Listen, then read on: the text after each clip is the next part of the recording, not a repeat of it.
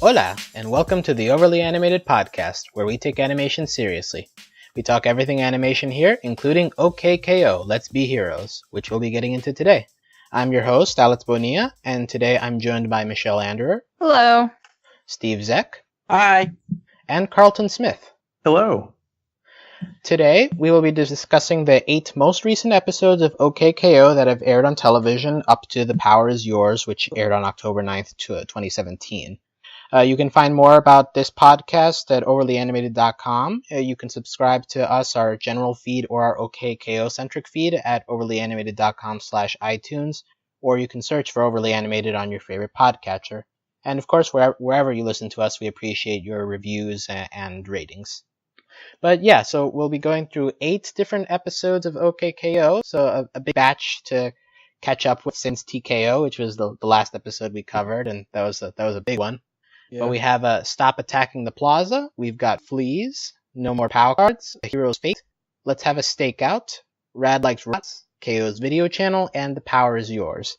Also, ahead of time, we're aware that there are 2 episodes that are already available on Cartoon Network's app, but since they haven't aired on television yet, we'll wait to cover those till the next time we come back to talk OKKO. But we'll be focusing up to The Power Is Yours.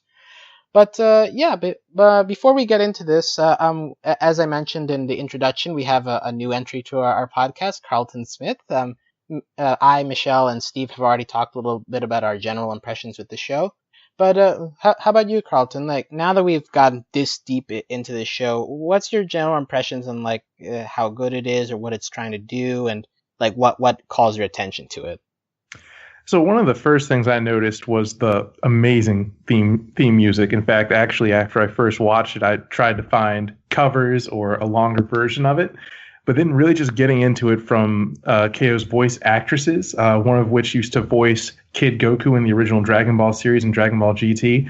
It's just such a lighthearted and funny show that I really enjoyed. And there's a bit of the early Steven Universe in there. And you can tell because Ian worked on both. But I really enjoy just how exciting it's about to get, because just like Steven Universe did, they actually, lured us in with this nice, lighthearted, funny part, and then they started dropping some plot a little bit later on, and I think that's what we're really going to see in these next 8 episodes following TKO. Mm-hmm. Yeah, and actually talking about that a little with to Steve and Michelle here, do you think that we're ramping up to something after watching these 8 episodes, or do you think we're about at the same rhythm as we've been going, or how do you feel the show is going in terms of pacing so far? Let's go to you, Michelle, first. I'm gonna honestly say about the same, even though Let's Have a Stakeout did give us a little more of shadowy figures motivations. I feel like we're about where we're going somewhere. I think that's pretty clear, but how long we have to wait till the finale to get there, I'm not sure at this point. We haven't gotten a lot farther getting backstory on point yet, which is something I really hope we get into, because, we've been seeing that flashback of the sandwich drop at least 4 times now, and I just really want to know more. But I'd say we're going about the same pace we have been for the past handful of episodes, but I would not be surprised if we're gearing up towards something really plotty soon. Okay, and you, Steve, are you expecting something big very soon? Do you think that Let's Have a Stakeout was the biggest we're going to get for a while, or how do you feel about the rhythm here? I don't know. I think at this pace we should be getting something big very soon, since Cartoon Network just airing these episodes nonstop. Regularly we get 2 episodes a week, sometimes maybe 3 episodes a week if there's a holiday on a Monday.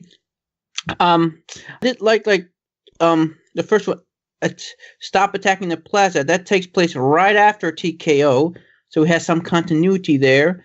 And in the video channel episode, we see KO still has that dog face, so we do have some continuity here. Yeah, that was kind of concerning. They're just going to be animals forever now. That's it. Wear human suits. Yeah, that's crazy. Yeah, we'll definitely get to the furry episode, I think is what most are dubbing it. But but yeah, I think what Michelle said is accurate. At least to me, I think it's going at the same rhythm it was going before TKO. But I think that's a good thing. It's still keeping the balance of a lot of lighthearted episodes. You throw in the occasional plot episode to keep our attention, but since your focus is on humor and you're funny in almost every episode, so I'm still inclined to keep going. And you always throw me the nice bone every once in a while, so I enjoy the pace that it's taking, even if it is a bit slower than other shows that we're accustomed to watching these days. Yeah. Yeah. But let's talk about out of these 8 episodes, if there was one that really stood out to us, a favorite. Let's go to Carlton first. Out of the 8 we've seen since TKO, what's the one that stood out to you the most? Honestly, the one that really stood out to me the most, it's a toss-up between No More Power Cards and The Power Is Yours for the nostalgia factor of it. Just getting LeVar Burton and the original Captain Planet voice actor to come back was fantastic. I think it was very interesting. They used some more classic anime tropes and some of their animation styles for it, but No More Power Cards had a great message to it, and it also set the bar for how to actually gain a full hero level with Dendy. It also revealed something about Dendy's species. She's not human. Yeah, she's a Kappa. Yeah, we have revealed that Dendy is from a species of semi-aquatic creatures who are forced to live in tunnels because the land creatures moved into their territory, I guess. So adorable. But Her parents are great. The other Kappas they kind of look like turtles to me. Yeah, like in the flashback, they looked a lot like turtles, but then later, like it looked a bit evolved. But especially Dendy herself doesn't really look like a turtle to me. But yeah, that episode was very interesting. We'll go back to the Captain Planet one, but just No More Power Cards. Like, to me, that was very interesting because it did seem like it was trying to hit a very serious message of, well, like, basically touching on racism, right? The fact that these Kappas have been made to look bad due to stories that, like, one Kappa did something, therefore they're all meaningless to society. And later on, even more interesting is that the creator of Power Cards, Mr. Cardsley, who's voiced by Clancy Brown, by the way. Clancy Brown always does great work my gosh. whenever he shows okay, up. That's great. But but the fact that like he's like, oh, okay, yeah, we'll let them in as long as they make us money, right? So right. Like, it's the like, fact oh that, well, capitalism, it's fine, I guess. Yeah, and there's definitely a message to be pulled there, right? Like, for example, Hollywood, which has been a theme that we've touched on before, Hollywood will only touch on like the minorities if there's a financial gain to be taken out of it.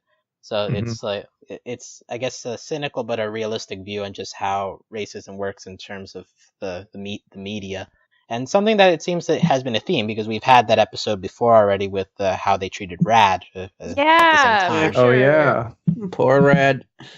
Yeah, so like that part I found very interesting. Also in the beginning when they're discussing to get rid of their power cards.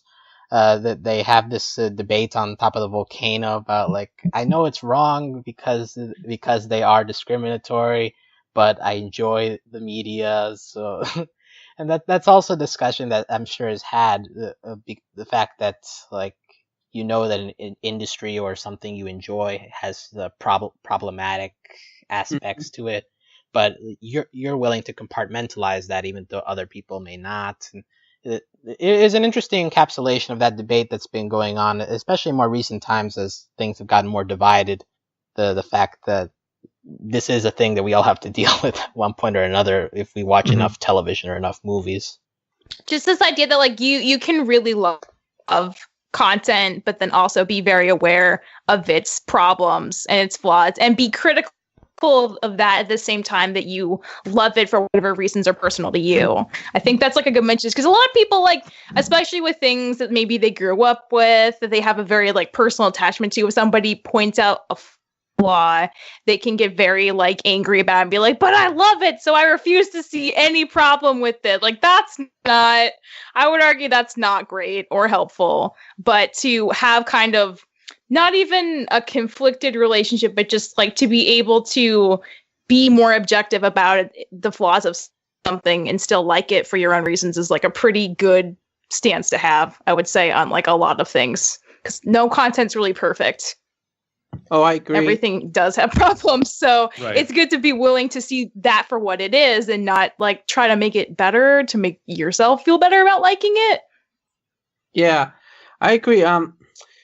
Thing like a lot of like stuff made by big corporations. They've probably done some shady stuff, but it's sometimes you have to know when to take a stand and when not to. Because if you just boycott every little thing done by a corporation that did something you don't agree with, you probably won't have anything. Right, but at the same time, we see here that like even though they don't throw away their power cards, they do You wanna take some change sort the of system. action. Yeah, Yeah, Right. you want to change Things- the way they're made. Fight the power. yeah. So like it's an interesting line that they're trying to walk here, and Carlton, like in terms of just this, I've heard some people complain that this episode was a little preachy at times, but like how do you feel just like in terms of how it balanced like transmitting the message versus just being entertaining? I think the social commentary piece of it was actually really well founded because we do have this fan favorite Dendy character, and we're all wondering Yes.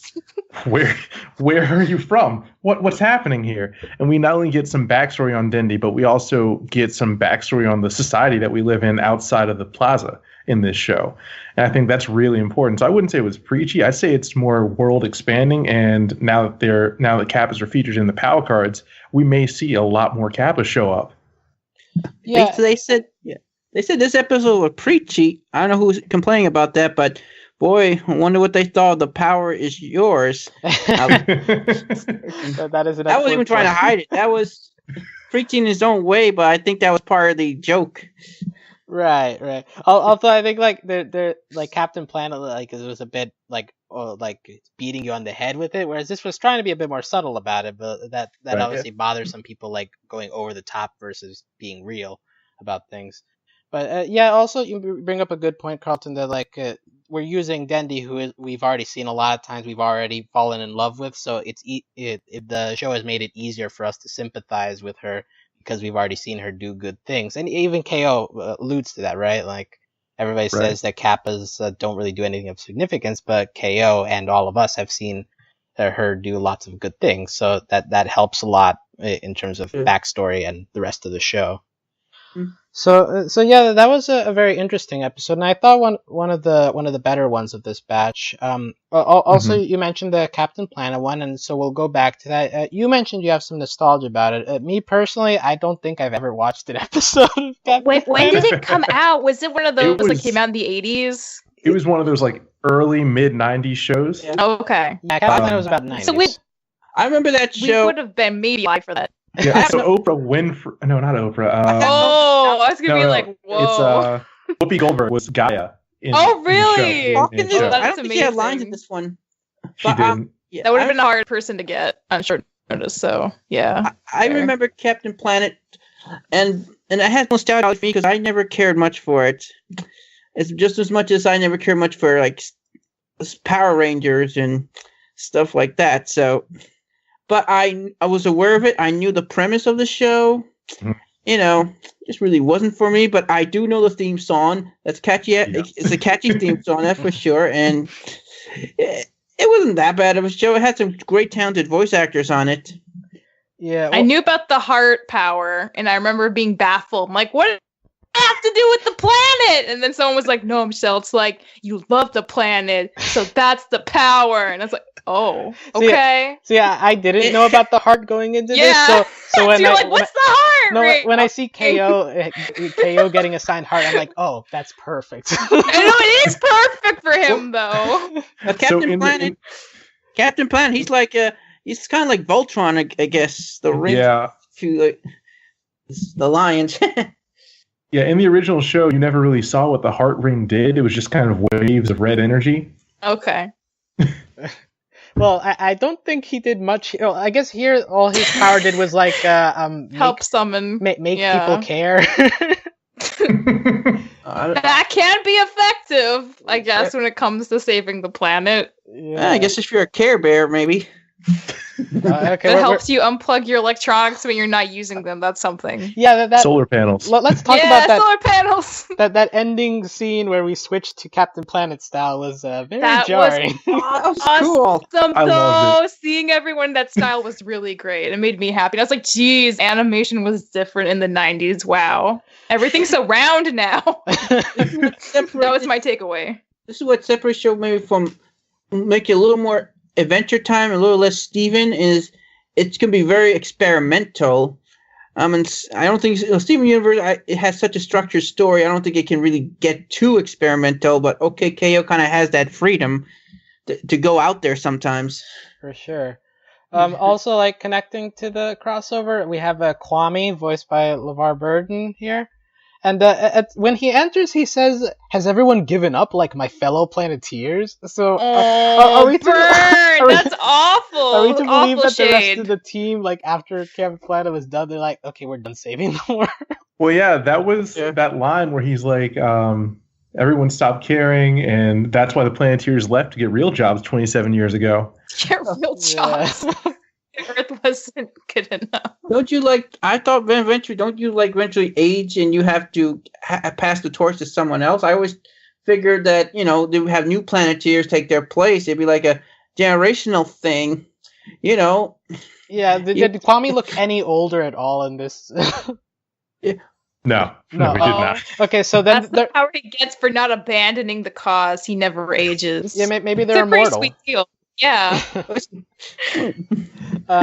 And also the other character we had as return was Dr. Blight, who is the eco-terrorist who teams up with Lord Botsman. I believe she is also a character from the original series. Was that Meg Ryan voicing her just again, or no?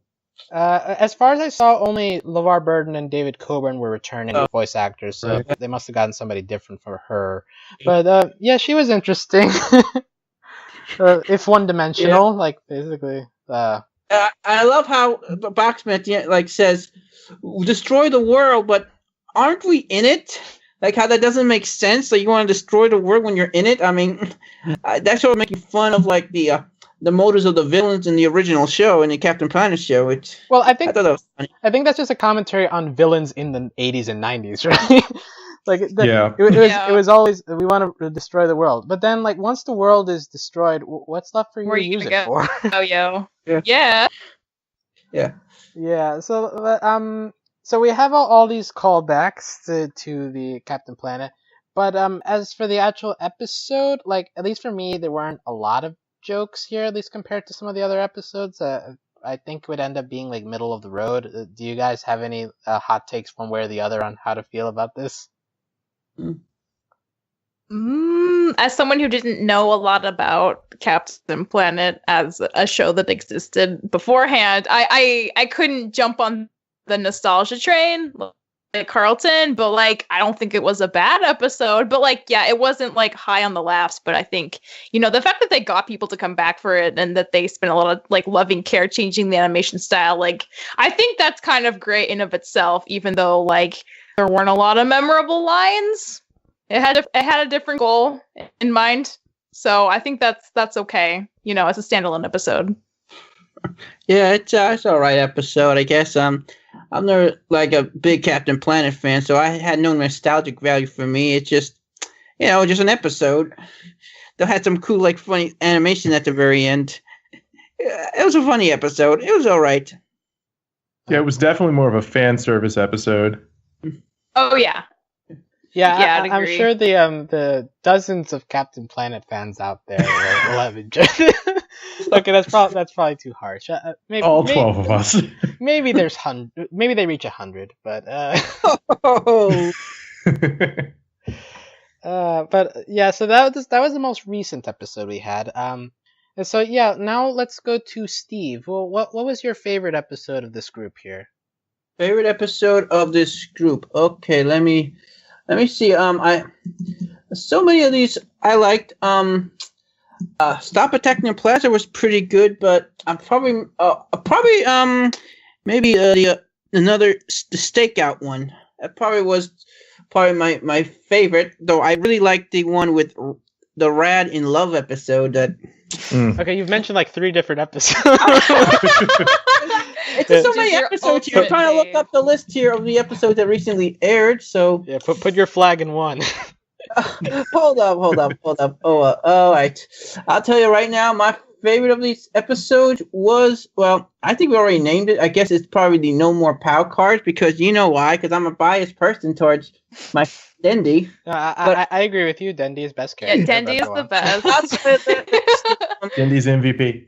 Yeah. Yeah, Dendy is awesome, but personally, I think I liked Rad likes robots. That's probably maybe my favorite of those, because I just thought that was just a nice, funny little kind of parody episode of kind of Romeo and Juliet or / West Side Story, because I think it's sort of like to put it on a play, and also kind of answers my questions over Boxman's robots. How do they function? Like when they get blown up, do they retain their memories and stuff? So that question was finally answered, and I know in a part though when Daryl and the other one, they were like they're panicking over breaking them up, and I'm like, chill, it's Rad. He's gonna mess it up on his own. I've seen it before. You have such little faith in Radicles. Oh. He couldn't have known about that plan. Yeah. Well, that's what happened in Romeo and Juliet. If you know, they both committed suicide because one didn't know the other was going to fake their death. So that's a nice homage to a classic. Note to self: good communication is important. And Shannon does redeem herself for actually being able to sing. So I was going to bring that up. That you have proved yourself incorrect after saying that in a previous podcast. I never said she couldn't sing. I'm just saying I didn't know. I wasn't sure, but okay. Now she has proven herself. I do like to see, though. Yeah, it's always great to see some of Boxman's, children. I mean, it's so in a way they're kind of adorable. They're like they're the Team Rocket of the show, pretty much. They're Team Rocket. They're harmless. Definitely. Yeah, I definitely want to say that his kids have improved a lot from the beginning of the show, because I think individually they're not really impressive, but like when they have these episodes where they team up together, like the first episode of what is it called? The Stop Attacking the Plaza, like that one I really enjoyed too. Just like them interacting with each other a lot. What impressed me about them is that they were really concerned about Shannon being discontinued. I got the impression early on in the series that they were just competitors, and they would just love like each other to be gone, so they could just be Boxman's only robot. So it kind of showed a different side to them. So they are more like brother and sister, and not just competitors. Because I initially, when the series began, I just thought they were cutthroat competitors. Oh, okay. I definitely like them more from a sibling angle than as competitors. It's just more fun, honestly. Yeah. Oh, yeah. And one more point, I just want to talk about Stop Attacking Plaza quickly. And I just want to say that, am I the only one who thought that Pasma, whatever her name was, kind of thought she was kind of hot? I kind of thought, even though she's a little older, I thought she was very attractive. You know what? I'll hop on that train with you. I won't let you be the only one here. First thing all right, man. Okay. I have no comment on this, but just before we move on to that episode with the Rad Likes Robots, I just want to say, like, that one I think was one of, although it's probably not the best episode of this batch, but I think it's like almost the funniest one I want to say of this entire thing. Yeah, how like it was the most silly. Yeah, like silly. It made fun of itself a lot in the process of doing the episode. Yeah. Like also they have this love song in the middle. It kind of reminded me of SpongeBob, like Mr. Krabs and SpongeBob singing to each other. I found it interesting, the decision to give Rad a different voice for singing. I wasn't a fan of that. Like I'd rather just you sing badly, but make it your own voice. But I don't know if that's just me. Mm-hmm. Yeah, but Sterling Jarvis was the singer for Rad in that segment there. Yeah. Otherwise, there's not too much here to pick. I just looking up some of the voice lists here on the series, and one of the other Planeteers Cat Sorcy, she appeared in an episode, so there's no reason they couldn't have gotten her character to appear in the Captain Planet one. Oh. Well, maybe there was a conflict with the Planeteers. She quit because they went to get a real job. Before they wrote the episode, I'm just saying. I'm just. Okay, so we've covered that one. That wasn't one I thought we were going to hit this early, but well, I couldn't do the No More Pow card. That was my real favorite because this is a Dendy centered episode. But right. Michelle, do you have what would be your favorite episode of this batch? I don't think we've asked you yet. We have all talked a lot about No More Pow cards, so I will just say that it's my favorite episode. Okay. Yeah, no, it's so good though. It's such a good episode. For whatever reason, I ended up liking KO's video channel a lot more than I thought I was going to. Yeah. I think it's just it makes fun of so much about like having like channel culture in a way that's super great. Mm-hmm. And I love that like they went from being like really skeeved out to be like, oh my god, it's like a journal of like all of our adventures and KO loves us so much and he really shouldn't delete this because it's great. And then like the of their like car chase before he forgets how to like delete a channel and he has to like re-enter a new password and wait for the email to come. It's like it's so real and meta and I love it. So that one actually ended up being pretty high on my list. They didn't make it. They didn't make it. I know. Yeah, that hurt. It was sad, but it ended up being fun because he was like, well, that's okay. Like, what I really wanted was for you guys to be on my channel by choice anyway. So now we can just make our own videos together. Yeah. And it was like, oh my god, this is so pure. Good job. I do want to say about that episode, I think that one gave me the biggest laugh of the AMV. It's just like, oh my god. The really so badly sung music in the background. Oh my god. So he's so happy. Yes, I noticed that too. It was great. Yeah, and of course, Rad. Does it seem as though Dendy has a crush on Rad? Yeah, what was that about when she was creeping on his house in the morning? I'm not sure if that was her crush on Rad or more her just being a creeper. Because Dendy sometimes can be like that. That's fair. She does like to appear out of Rad's van. Oh, I don't know. I'm just saying how weird Dendy can just pop out of nowhere. She reminds me of, I don't know if you guys seen the show Lucy Loud, the Loud House. How she can just appear out of nowhere. That's part of her running gag. That's kind of what I saw in Dendy in that episode. It's just more of a gag, but I don't know. Should I question Rad? Maybe. Yeah, because she has popped out of things before. Like also in the arcade, she like pops out of the machine or whatever. So that is kind of her thing, but she seems to focus on Rad. So I'm willing to. Maybe she does have a crush, actually. Yeah, I'm willing to buy into this theory. And also, well, and any other short videos that you recall from that? Because there was a lot of just like little vignettes in that episode. With a lot of stuff. For some reason, seeing him fight with the action figures and one had Enid's face on it, I thought was like really cute. KO is pure. Or like, when he was being the emo KO. And then he was like mortified that his mom was in the background. It was like after that one, it's getting too real, and Rad's like, "Yeah, that was pretty good." Yeah. Carlton, do you have any additional highlights to pull out of this? I feel like we hit a lot of the great clips. I really enjoyed the one where he first got his vest. That first day.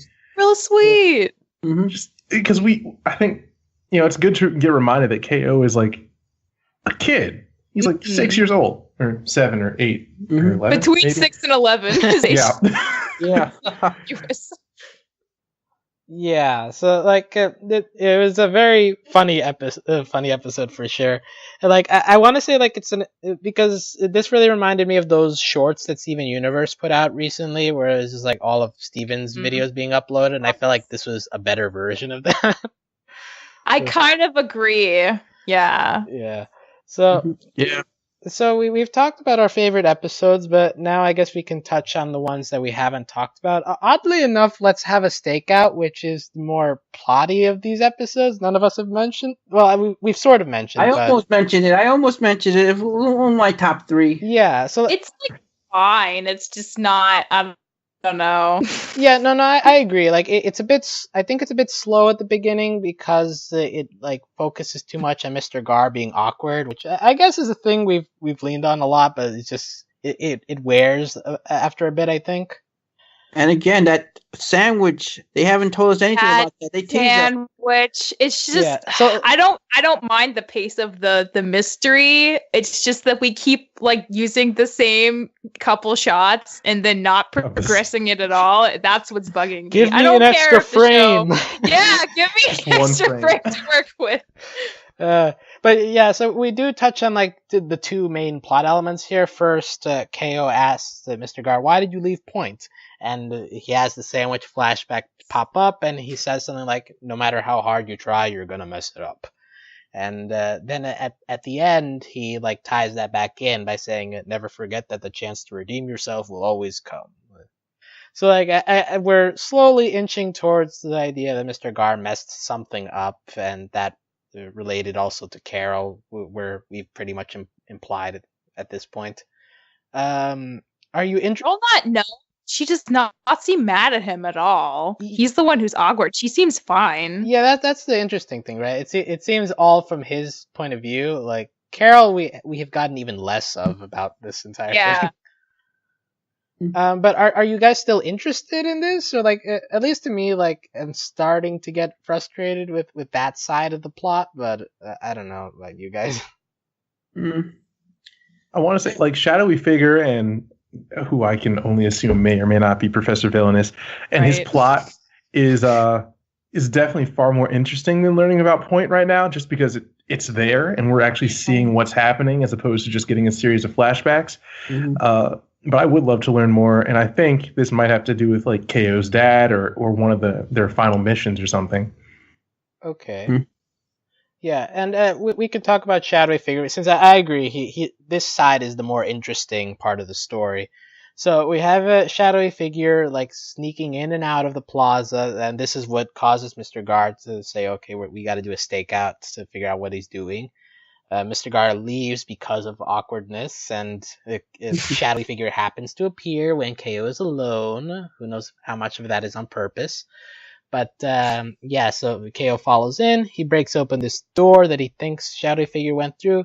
Turns out shadowy figure wanted KO to open the door to supposedly to steal these orbs, and he ends up leaving and just says, "My work here is done." When even though he gets away without taking any of these orbs. So let's talk theories here. Well, what is a shadowy figure's purpose in doing this entire thing? Well, Steve, you seem eager to share. Oh, I'm just saying, that this episode, is what shadowy figure reminds me of episode 9 of Teen Titans Mask. And shadowy figure seems like he's playing these kind of mind games with KO, just like Slade was playing mind games with Robin in season 1 of Teen Titans. And I really don't know what his game is. Is it to get TKO back? That's the only thing he could come up with, or is he really trying to get KO to the side of darkness, or he just trying to get TKO out of him, like the Nine Tails in Naruto? I don't know. It could be all sorts of things. That's an interesting point to hit. Although I found it interesting that we do see a shot here of TKO.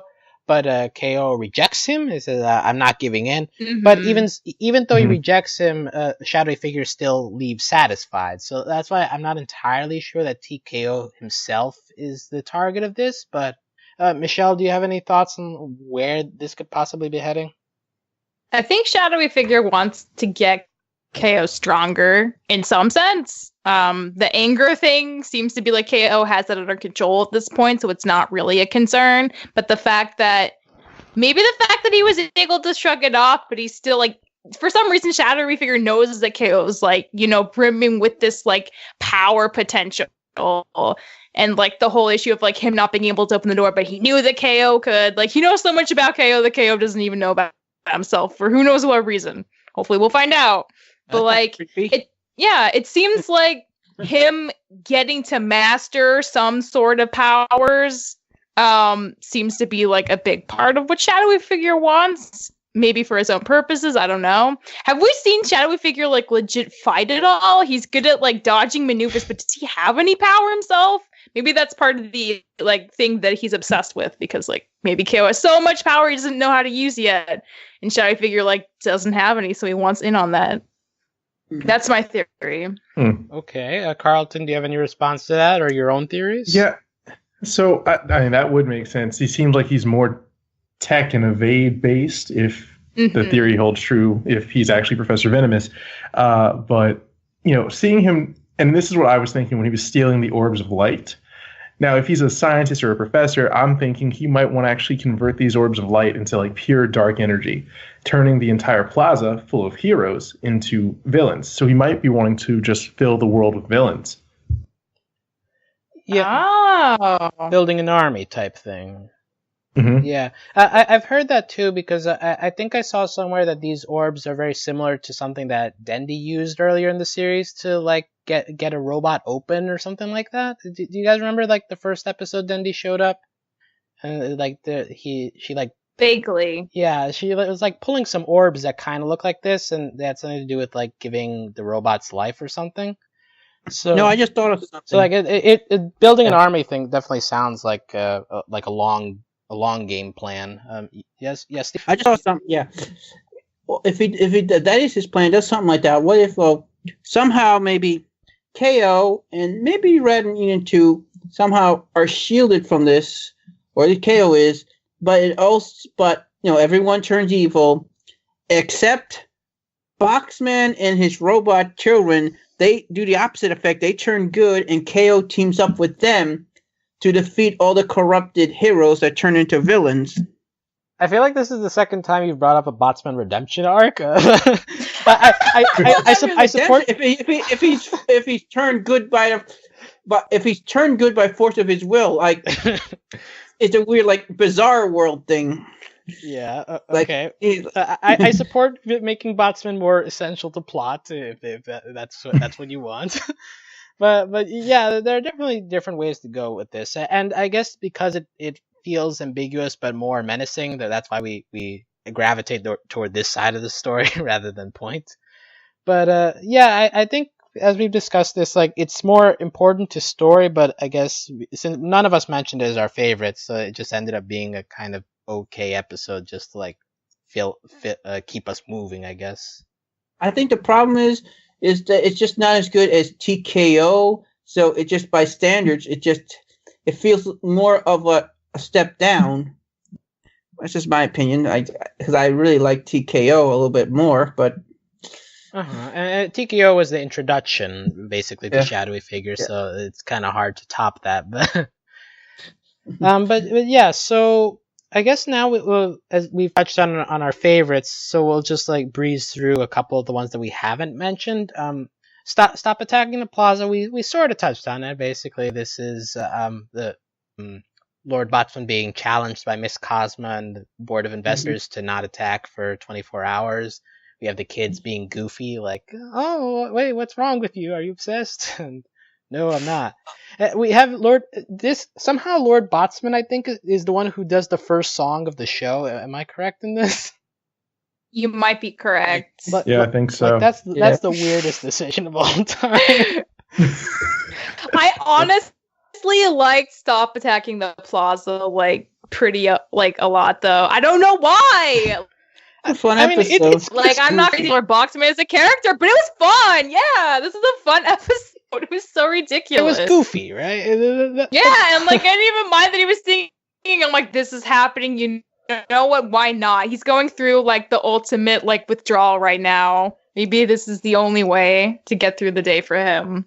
Yeah. And I love his children was so goofy. I love how Shannon tried to play the violin. I thought that was hilarious. And you're like really worried about him. Like, what's wrong with you, Dad? I mean, he tied himself up in like a dark room to pass the time. It was so crazy. It reminds me of it's sort of like the episode, the one with Professor Villainous in it. It's the same thing when he's trying to capture, that's the name of the episode, when he's trying to not fight his villainous urges for business reasons. Yeah, that doesn't be carryover from that last episode.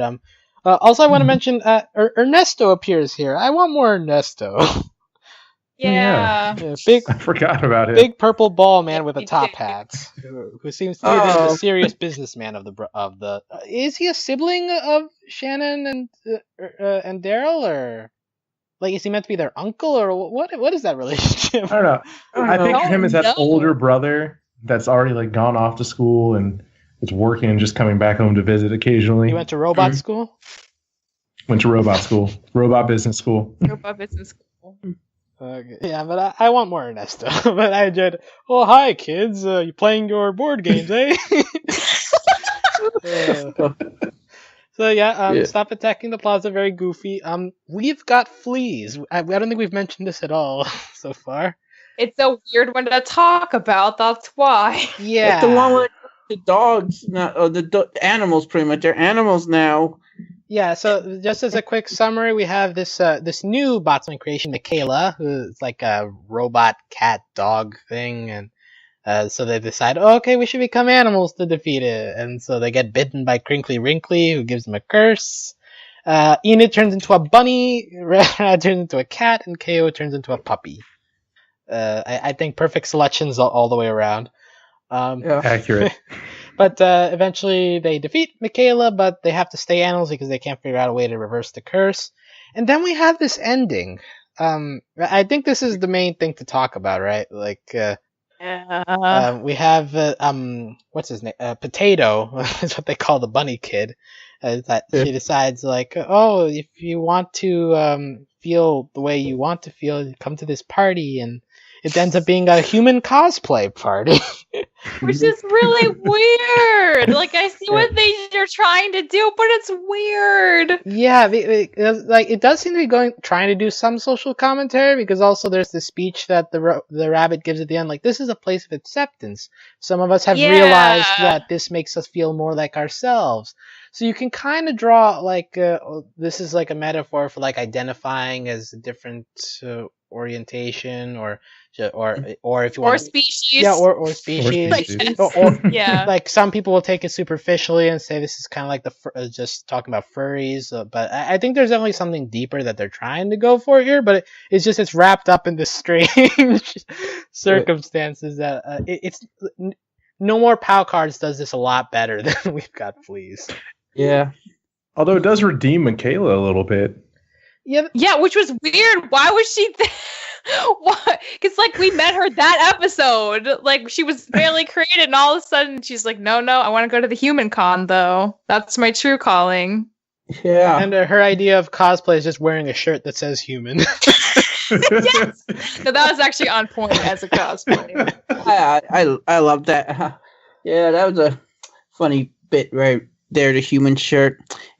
It was just a weird episode. The ending, it's just one of those head scratchers that you don't know if you're going to follow up on, or if it's just something you're just never going to bring up again. Yeah, because we have some kind of continuity, because in the the video channel episode we have that.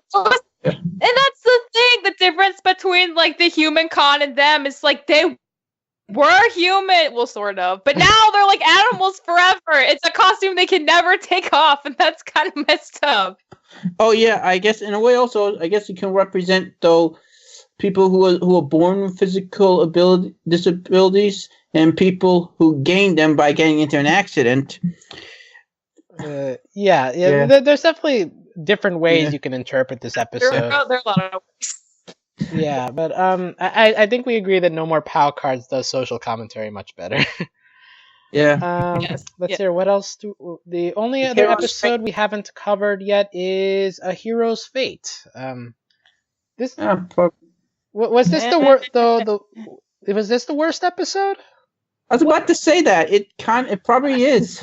It wasn't a bad episode, and it has a good message. Like, people really do need to take breaks, or you're gonna make yourself sick, no matter what you're doing. But like, it just was kind of okay. It wasn't like really funny.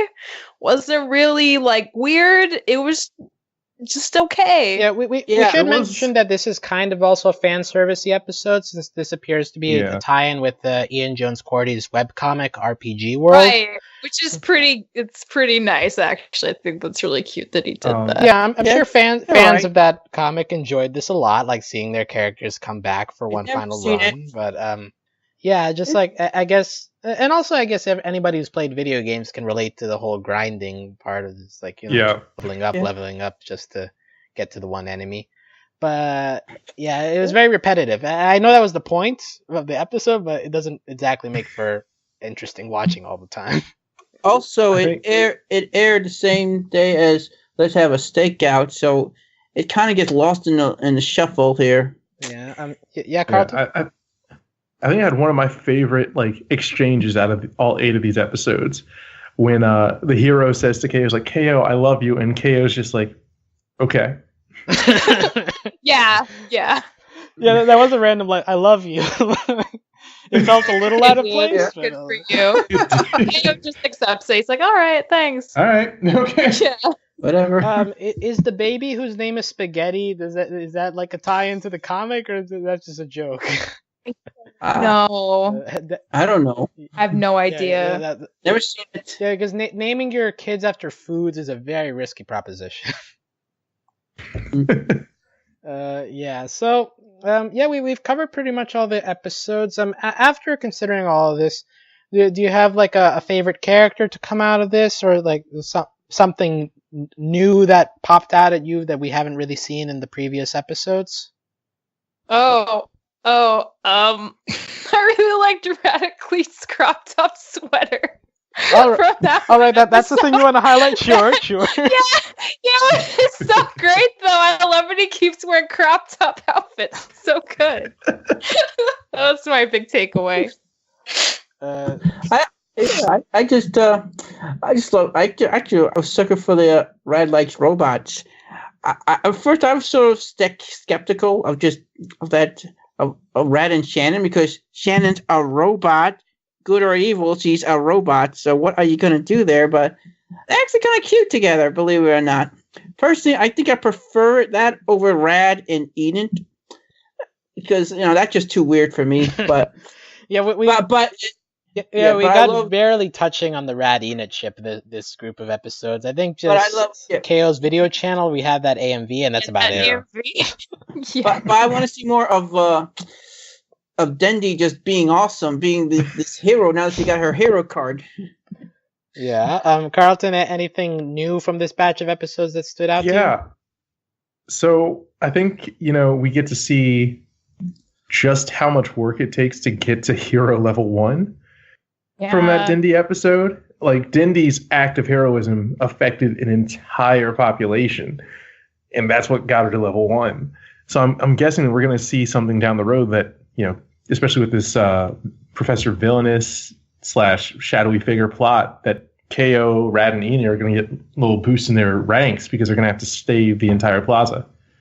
Yeah. Yeah. And at least for me personally, the thing I got out of this, I now look to the Lord Botsman family episodes with a lot more hype, because like the 2 episodes that they got were very funny from beginning to end.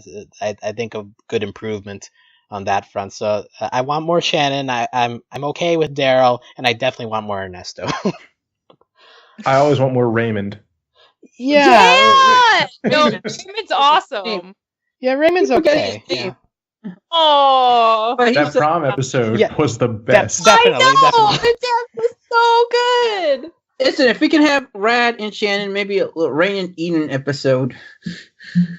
Ooh. Why do we have to ship everyone? I want more fair. non-straight ships. That would. I don't know, but just for comical effects. I'm not really saying an actual ship. Just, Yeah, we can do Raymond and that skeleton guy.